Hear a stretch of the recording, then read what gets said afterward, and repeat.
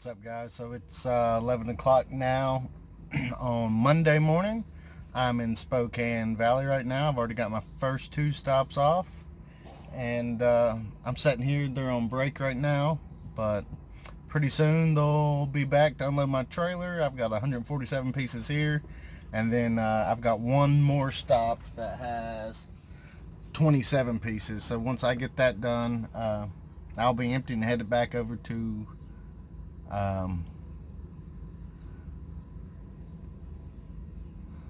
somebody's walking. Oh, I'll be headed back over to Puyallup, and I'll drop this trailer, get another trailer, and stage and get ready for first thing in the morning. I'll head back out with wherever I'm going. I haven't talked to him yet. I'll probably call him right here after I get unloaded here, or maybe here in a little while. But so today's the day. I did eat unhealthy this morning, but I'm going to start my diet for sure. I'm going to start it back today, so that'll give me 2 full weeks to go as hard as I can and try to lose down to at least 220, hopefully 215 by the time I get home. If I do lose down that much, that'll put me back on track, and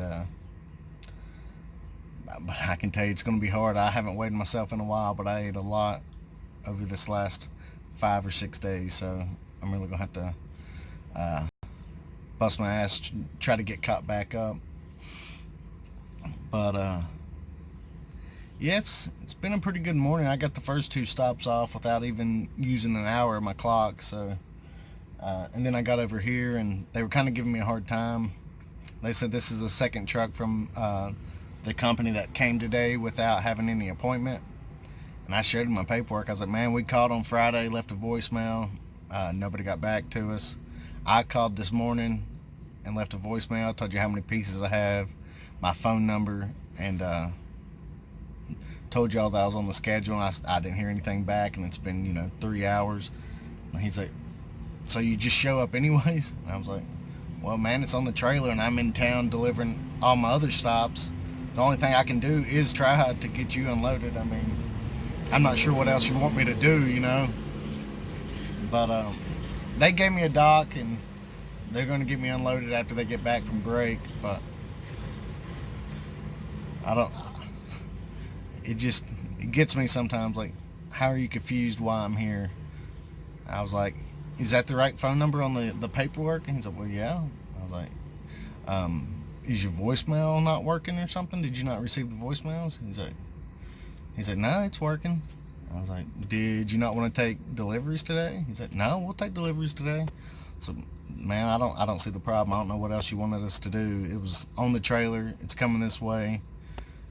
I mean, there's nothing else to do. I don't know why all these warehouse workers can't get that through their head. Like, you're ordering product that's coming from across the United States, or from wherever, and then it's got to go to a warehouse and get put onto a truck, and then that truck delivers, and you want like a specific time and day, and you want like 24-hour notice and this and that, and scheduled appointment time. Well, if you don't call us back, then we can't get an appointment time. So when you get all the voicemails from people trying to get unloaded, that would be the perfect time to call us back and schedule that appointment. Please and thank you.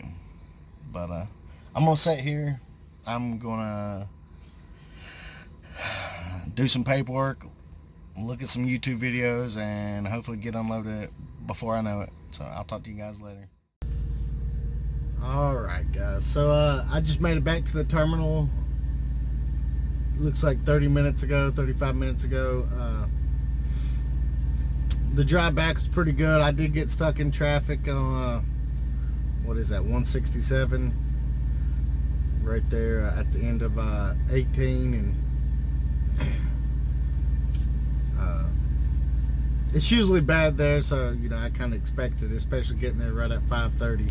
But I think I got off of I-90 onto 18, and I was stuck at that red light for like 28 minutes. I was timing myself before I could actually get up to the red light and then go. So that took, I think the whole last like 35 miles of the drive took about an hour and 15 minutes, an hour and 20 minutes. So other than that, it was a pretty good trip back. Didn't get stuck in any traffic, and I was empty, so I was just cruising up and down the hills. No big problem. I did have trouble getting parked here. The parking is really tight in this lot, and it's all we parked the trailers diagonal, but it's all blindside, and the only one available was at the very end of the line, and I couldn't get the I was having so much trouble getting the nose of my truck to swing around. As you can tell, I took the cover off my back window, and that kind of helps me guide it in when I'm blindside backing. But it was just super hard for me to get my truck turned around because there's trailers and trucks in front of it too. So that took probably 15 minutes just to do that. I went ahead and did my paperwork and got it turned in, and then picked up my paperwork for tomorrow. I was originally supposed to go down to Vancouver, Portland, and I think some in Salem and Springfield, Oregon. But one of the stops, I was going to have 8 stops. One of the stops actually requires a 48-hour notice, so they had to postpone that load, and they gave me a local load instead, which it looks like I have 2 stops, and obviously with 2 stops and a full trailer, that means they're getting a lot. I know the one I used to go to it, but I haven't been to it probably over a year. I used to go to it, but for the North Carolina drivers, they started making us drop it off here, and then the day cab drivers take it now. But he seemed really nice. It was the first time I actually got to talk to him, because every time I called him last week, he wouldn't answer his cell phone. But he gave me his cell phone number again today and said, since I can't get a hold of anybody in the office, and I wasn't trying to throw him under the bus, but at the same time, I was kind of letting him know that I'm an owner operator. I've got to make a certain amount of money to make it worth my time up here, or I'm just not going to keep coming up here. And then next time they're in trouble, they don't have any help coming up here to do it. So he understood, and I told him, I was like, every time I call up here, it rings and goes to voicemail, and then they tell me they never got the call. And so he was like, yeah, just start calling my cell phone, and I'll deal with you directly. But I don't think they get a lot of owner-operators up here working, so they're probably just used to company drivers and everything. But the load pays pretty good. It looks like it pays $3,100, but obviously, I only get a percentage of that. Plus, there's going to be a lot of interline mixed in with that as well. So who knows how much I actually make. But the Manifest only has 1 stop on there, and then I looked at the paperwork, and there's like 97 pieces going to another stop, which is going to be my first stop. So I think they might have had extra room and added it later, and I don't think it's on the Manifest. So in the morning, I'm gonna go in there and make sure everything's correct, because I'm not gonna unload 97 pieces and not get paid for it. And I also let him know about the situation that we had over at one of my stops earlier today, where he said we wasn't getting any of the voicemails. And he was like, man, that's funny, because I remember personally, before I left work early on Wednesday, I called that place and talked to such and such, and I set it all up, and it should have been ready to go. So he doesn't know what the deal is there, so he's gonna call them in the morning, he said. And yeah, I haven't ate anything since I ate breakfast this morning, which I don't know if I told y'all. Maybe I just got done eating and didn't say anything. But I ate a couple pieces of chicken tender with some gravy on it. So that was before I declared my my 2 weeks of dieting before I get home. That was before all that, and then I declared it to you guys, and now yeah, I'm gonna try to I'll probably just cook an egg or two and go to bed. My first stop don't open till 9, and it is 10 o'clock Eastern time right now, so it's 10, 9, 8, 7 o'clock out here.